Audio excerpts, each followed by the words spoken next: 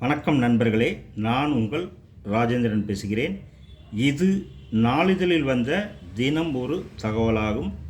Plastic துகள்கள் யானை முதல் டால்பின்கள் வரை பிளாஸ்டிக் கழிவுகளை தின்று உயிர் இழக்கும் நிலை தொடர்வதால் விரைவில் பல உயிரினங்கள் பூமியில் இருந்து அழியும் நிலை ஏற்பட்டுள்ளது. பெட்ரோலிய பொருட்களில் இருந்து பிளாஸ்டிக் தயாரிக்கப்படுகிறது.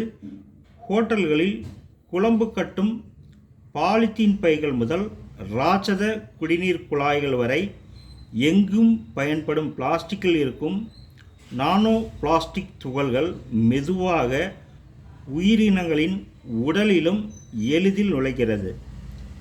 கடல்வாழ் விலங்குகளில் பிளாஸ்டிக் பாதிப்பை கண்டறிய டால்பின்களில் பரிசோதனை மேற்கொள்ளப்பட்டது.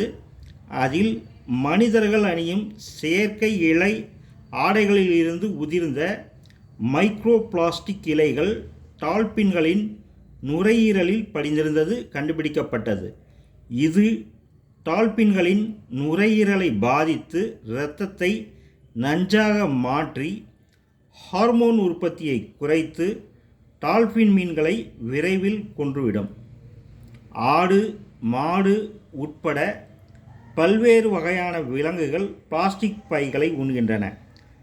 டால்பின்களுக்கு நேர்ந்தது போல பிளாஸ்டிக் இந்த உயிரினங்களின் செல்களில் கடுமையான மாற்றத்தை ஏற்படுத்துவதுடன் முக்கிய உறுப்புகளையும் சேதப்படுத்துகிறது.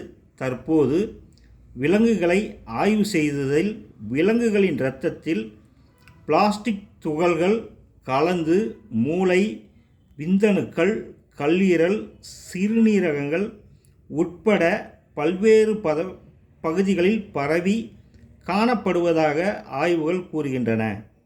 ஒவ்வொரு ஆண்டும் 500 மில்லியன் டன்களை கடந்து பிளாஸ்டிக் உற்பத்தி ஆகிறது. இதில் 9% மட்டுமே மறுசுழற்சி செய்யப்படுகிறது.